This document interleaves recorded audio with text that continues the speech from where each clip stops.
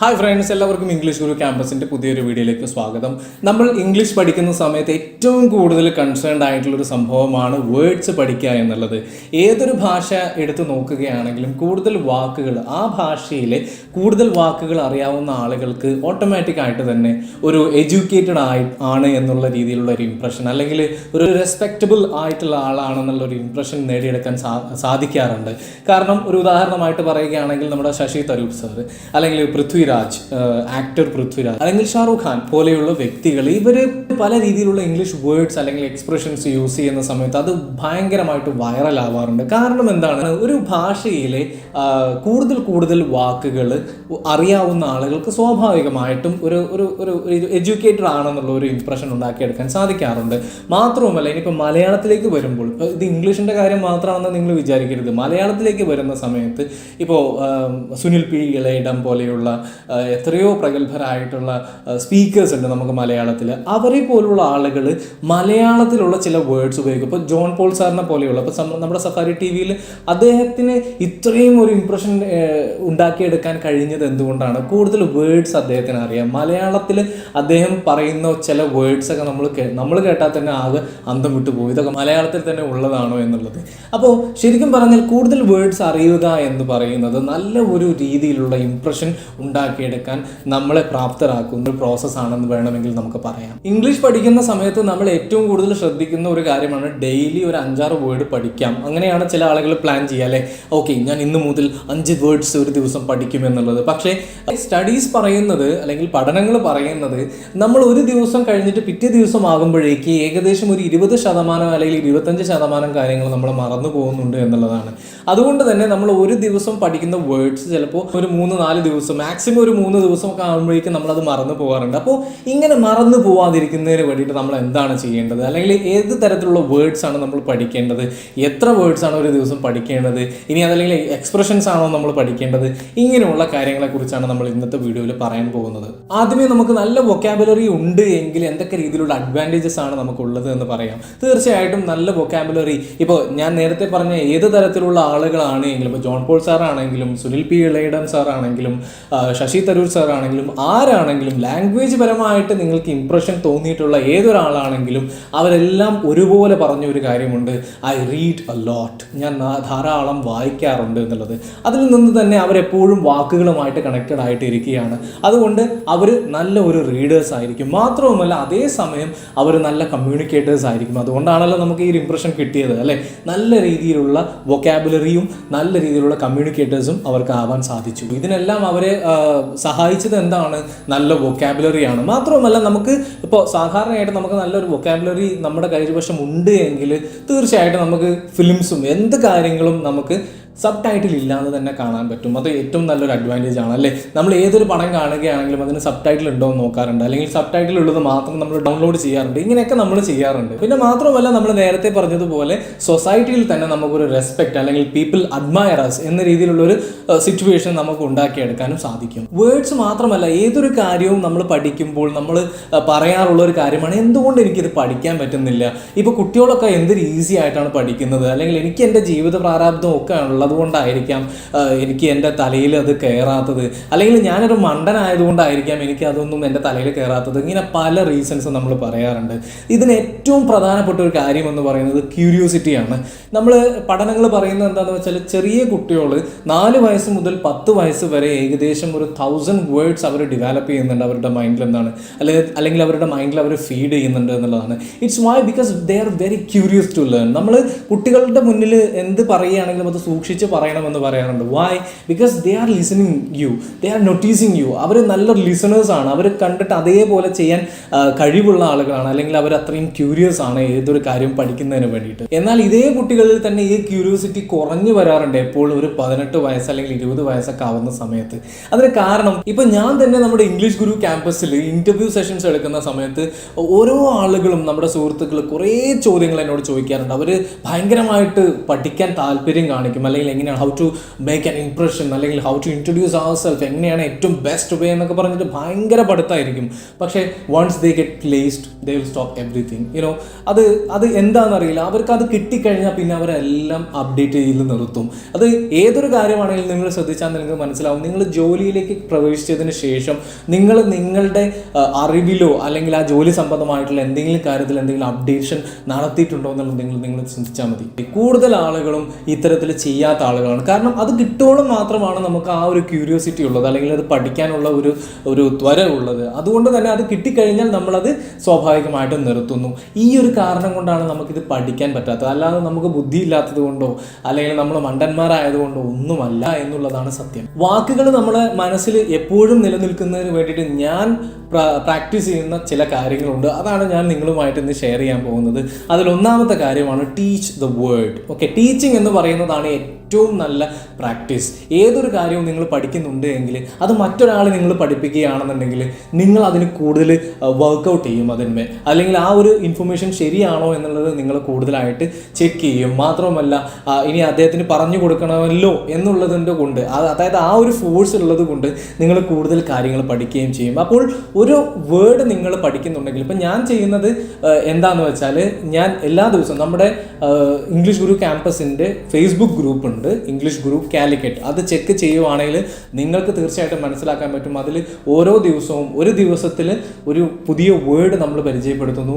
അതേപോലെ തന്നെ പുതിയൊരു ലെസൺ, ഓക്കെ, എന്തെങ്കിലും റിലേറ്റഡ് ആയിട്ടുള്ള ഒരു പുതിയ ലെസൺ നമ്മൾ പരിചയപ്പെടുത്തുന്നു.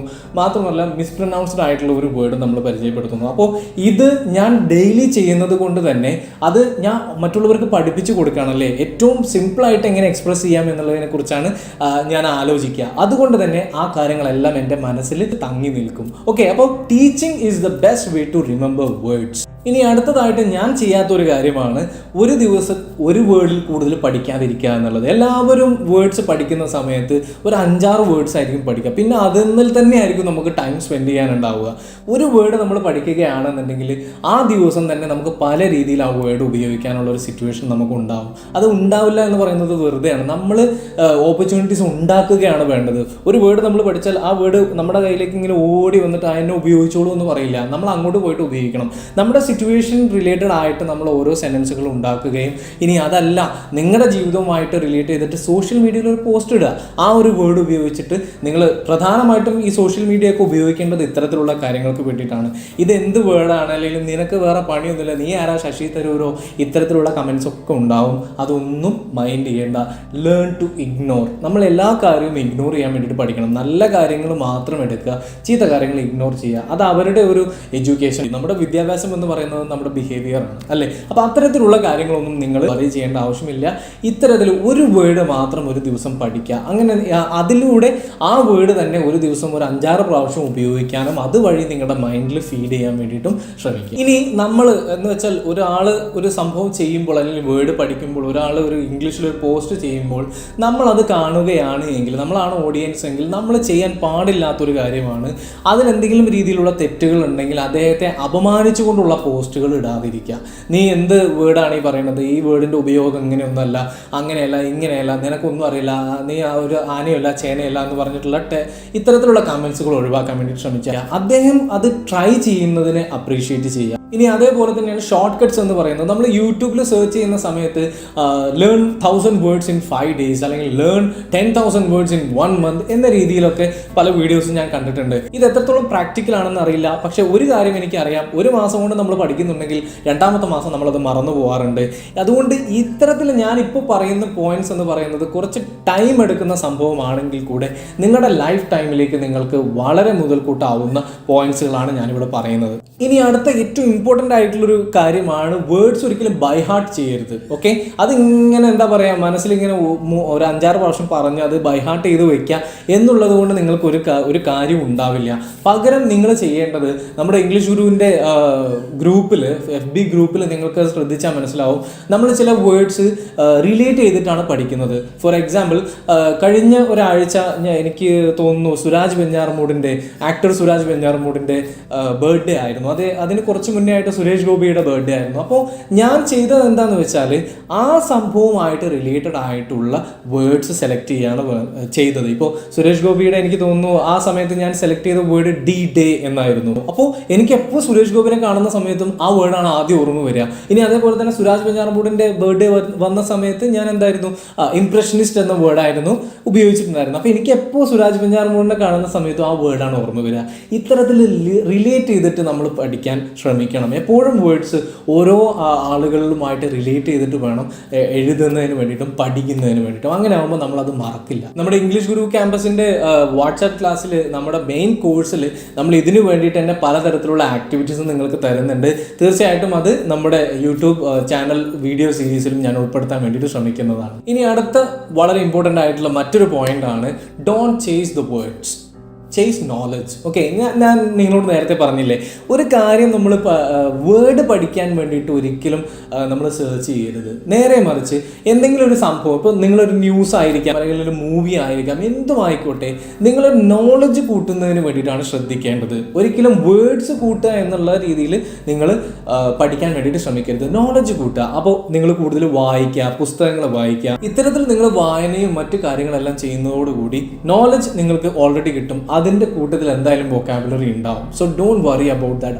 ആർക്കും എന്താ പറയുക, അറിയാത്തൊരു സംഭവമാണത്. ഞാൻ വേർഡ്സ് ആയിട്ട് തന്നെ പഠിക്കണം. നിങ്ങൾ വേർഡ്സ് ആയിട്ട് തന്നെ പഠിക്കേണ്ട ആവശ്യമില്ല. നിങ്ങൾ നോളജ് കൂട്ടുന്നുണ്ട് എങ്കിൽ അതിനുള്ള വഴികൾ വായന, എഴുത്ത് എന്നിങ്ങനെയുള്ള കാര്യങ്ങളാണ്. അപ്പോൾ ആ കാര്യങ്ങൾ നിങ്ങൾ ചെയ്യുന്നതോടുകൂടി ഓട്ടോമാറ്റിക് ആയിട്ട് വൊക്കാബുലറിയും മറ്റ് കാര്യങ്ങളെല്ലാം നിങ്ങളുടെ പിറകെ വരും. നിങ്ങൾ അതിൻ്റെ പിറകെ പോകാൻ പാടില്ല. ഓക്കെ, അപ്പോൾ നിങ്ങൾ എന്ത് ചെയ്യണം? നിങ്ങളുടെ അറിവ് വർദ്ധിപ്പിക്കുക, കൂടെ വൊക്കാബുലറി മറ്റു കാര്യങ്ങളൊക്കെ നിങ്ങളുടെ കൂടെ വരും. ഇനി അടുത്ത പോയിന്റ് ആണ് ഇംഗ്ലീഷ് ഗുരു ക്യാമ്പസിൽ നമ്മൾ ചെയ്യുന്ന ഒരു ആക്ടിവിറ്റി എന്ന് പറയുന്നത് listen to audio and video clips. നമ്മൾ ഇംഗ്ലീഷിലുള്ള വീഡിയോസ് ആയാലും ഓഡിയോസ് ആയാലും ഇത് കൂടുതൽ ലിസൺ ചെയ്യാൻ വേണ്ടിയിട്ട് ശ്രമിക്കണം. ഏറ്റവും നല്ലത് ഓഡിയോ ക്ലിപ്സ് ആണ്. അത് നിങ്ങൾ ഹെഡ്സെറ്റ് ഉപയോഗിച്ചിട്ടോ ഉപയോഗിച്ചിട്ടാണെങ്കിലും അത് കേൾക്കാൻ വേണ്ടിയിട്ട് ശ്രമിക്കുക. എങ്ങനെയാണ് അവർ അത് പറയുന്നത്, എങ്ങനെയാണ് അവർ ഉച്ചരിക്കുന്നത്, ഏത് രീതിയിലാണ് അവർ അത് പറയുന്നത്, ഏത് വേർഡ്സ് ആണ് അവർ ഉപയോഗിക്കുന്നത്, ഇതിലേതെങ്കിലും പുതിയ വേർഡ്സ് ഉണ്ടോ, ഇത്തരത്തിലുള്ള കാര്യങ്ങൾ നിങ്ങൾ ശ്രദ്ധിക്കാൻ വേണ്ടിയിട്ട് ശ്രമിക്കണം. പിന്നെ അതുമായിട്ട് റിലേറ്റഡ് ആയിട്ടുള്ള എത്രയോ ആക്ടിവിറ്റീസ് നമ്മുടെ മെയിൻ കോഴ്സിൽ നമ്മൾ ചെയ്യുന്നുണ്ട്. അതെല്ലാം തീർച്ചയായിട്ടും നമ്മുടെ വീഡിയോ സീരീസിൽ ഞാൻ ഉൾപ്പെടുത്തുന്നതാണ്. നിങ്ങൾക്കും നിങ്ങളുടെ വീട്ടിലിരിക്കുന്ന സമയത്തൊക്കെ ഒറ്റയ്ക്ക് ചെയ്യാൻ പറ്റുന്ന പല ആക്ടിവിറ്റീസും ഇത് പ്രകാരം നമുക്കുണ്ട്. സോ ഇത്രയും പോയിന്റ്സ് ആണ് എനിക്ക് പറയാനുള്ളത്. ഇനി ഇതെല്ലാം പറഞ്ഞു കഴിഞ്ഞതിന് ശേഷം നിങ്ങളോട് എനിക്ക് പറയാനുള്ള ഒരു കാര്യമാണ്, don't expect A quick fix. Okay, നമ്മുടെ ആറ്റിറ്റ്യൂഡ് അങ്ങനെ ആയിരിക്കും. നമ്മളൊരു 4 ദിവസം വേർഡ്സ് പഠിച്ചു, അല്ലെങ്കിൽ 5 ദിവസം വേർഡ്സ് പഠിച്ചു, അല്ലെങ്കിൽ ഒരു 10 ദിവസം നമ്മൾ വേർഡ്സ് പഠിച്ചു, നമുക്ക് അപ്പോഴേക്കും മടുക്കാൻ തുടങ്ങും. ഇതെന്താണിത്, ഇതുകൊണ്ടൊന്നും ഒരു കാര്യമില്ലല്ലോ. അല്ലെങ്കിൽ ഇംഗ്ലീഷ് പഠിക്കുകയാണെങ്കിൽ നമ്മളൊരു കോഴ്സിനൊക്കെ ജോയിൻ ചെയ്യുകയാണെങ്കിൽ 2 ദിവസം കഴിഞ്ഞാൽ മതി, എന്താണ് എവിടെ റിസൾട്ട്, എനിക്ക് കിട്ടുന്നില്ലല്ലോ, അങ്ങനെയല്ല ഇങ്ങനെയല്ല. ഇതല്ല നമ്മുടെ മനോഭാവം വേണ്ടത്. We should change our attitude. നമ്മൾ ഉദാഹരണമായിട്ട് പറയുകയാണെങ്കിൽ നമ്മൾ ജിമ്മിലേക്ക് പോകുമ്പോൾ നമ്മൾ 1 മാസം പോയിട്ട് കാര്യമുണ്ടോ? എന്തെങ്കിലും പ്രകടമായ വ്യത്യാസങ്ങൾ നമുക്ക് കാണാൻ പറ്റുമോ? 2 മാസമോ 3 മാസം 4 മാസം, ചിലപ്പോൾ ഒരു 6 മാസം കഴിഞ്ഞിട്ടായിരിക്കും പ്രകടമായിട്ടുള്ള മാറ്റങ്ങൾ കണ്ടു തുടങ്ങുക. എന്ന് വെച്ചാൽ നമ്മൾ ഇന്ന് ഇവിടെ ഇരുന്നിട്ട് 6 മാസം കഴിഞ്ഞിട്ട് ജിമ്മിൽ പോയാൽ മതി എന്നാണോ പറയുന്നത്? അല്ല, നമുക്ക് കൺസിസ്റ്റൻസി വേണം. അങ്ങനെ ചെയ്തുകൊണ്ടിരിക്കുമ്പോഴാണ്, അല്ലെങ്കിൽ ചെയ്ത് വീണ്ടും വീണ്ടും ചെയ്യുമ്പോഴാണ് പെർഫെക്ഷനിലേക്ക് എത്തുക, അല്ലെങ്കിൽ ചേഞ്ചസിലേക്ക് എത്തുക. അപ്പോൾ unfortunately I have to say that we have to change our mind, we must change our attitude. Okay, നമുക്ക് ഇത്തരത്തിലുള്ള ആറ്റിറ്റ്യൂഡ് ആണ് എങ്കിൽ നമ്മൾ തീർച്ചയായിട്ടും ഇത് മാറ്റിയെടുക്കണം. എപ്പോഴും ഒരു സംഭവത്തിൽ നിന്നും ക്വിക്ക് റിസൾട്ട് പ്രതീക്ഷിക്കരുത്. അത് തുടർന്നുകൊണ്ടേ പോവുക. ആ കൺസിസ്റ്റൻസിയിൽ കോൺസ്റ്റന്റ് ആയിട്ട് എന്തൊക്കെ കാര്യങ്ങൾ അതിൽ ചെയ്യുന്നുണ്ടോ അതെല്ലാം എല്ലാ ദിവസവും ചെയ്തുകൊണ്ടിരിക്കുക. അതിൽ നിന്നാണ് ഇപ്പോൾ ഈ നമ്മൾ നേരത്തെ പറഞ്ഞ സ്പീക്കേഴ്സ് ആണെങ്കിലും അവർ ഒരു പുസ്തകം വായിച്ചിട്ടല്ല അവർക്ക് ഇത്രയും വൊക്കാബുലറി കിട്ടിയത്. തൗസൻഡ്സ് ഓഫ് ബുക്സ് ആയിരിക്കും, അല്ലെങ്കിൽ ഹൺഡ്രഡ്സ് ഓഫ് ബുക്സ് ആയിരിക്കും അവർ വായിച്ചിട്ടുണ്ടാവുക. അതിൽ നിന്നുള്ള അറിവായിരിക്കും അവർ നമുക്ക് പകർന്നു തരുന്നത്. അതേപോലെ തന്നെ നിങ്ങളും ഒരു കാര്യം ചെയ്യുമ്പോൾ അത് കൺസിസ്റ്റൻ്റ് ആയിട്ട് എപ്പോഴും ചെയ്യാൻ വേണ്ടിയിട്ട് ശ്രമിക്കുക. തീർച്ചയായിട്ടും നിങ്ങൾക്ക് റിസൾട്ട് കിട്ടും.